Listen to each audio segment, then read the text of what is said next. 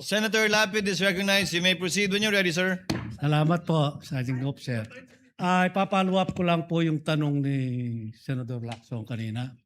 Yung pangalawang deliver nyo sa 125 million, kung linagay nyo sa kaha, sabi nyo binigay nyo yung 80 kay La Chica, kay Kernel, nasaan napunta yung 45 million?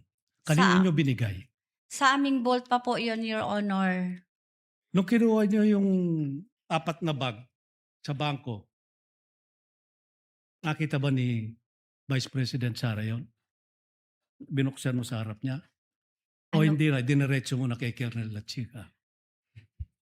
Pagkuha ko po ng pera sa bangko, inilagay ko sa bag, Your Honor.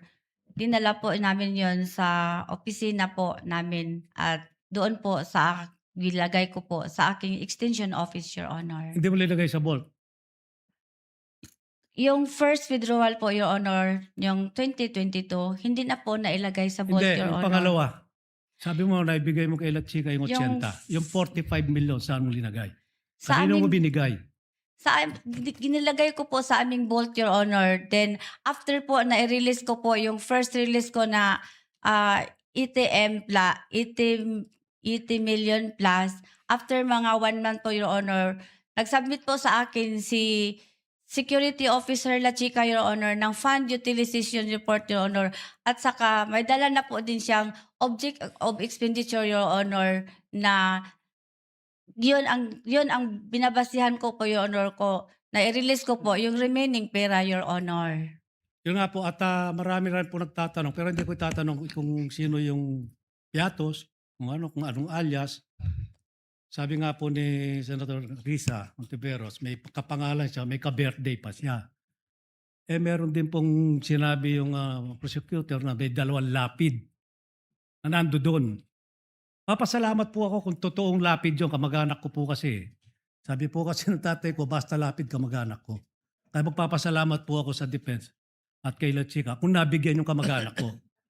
Kung hindi, kung alias yun, paano yung pangalan at apelido namin na inalias nyo lang pala, hindi totoong tao? Your Honor, yung mga documents po na yan ay galing po sa security officer, Your Honor, na si Colonel La Chica, Your Honor, na itinalaga po ni Vice President, Your Honor.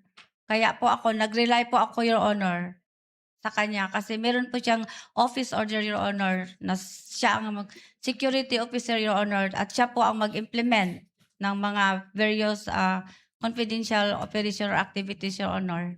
Ba't yung pinagkatiwalaan si Colonel La Chica, may nakita ba kayong background niya? Nung siya, active pa siya hanggang ngayon. Meron ba siyang intelligence fund sa office niya, na sarili niya?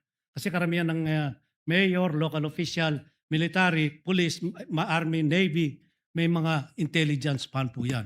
Siya ba meron bang sariling intelligence fund? Hindi ko alam, Your Honor. Hindi mo inalam? Hindi ko alam, Your Honor. Ayun lang po. Maraming salamat.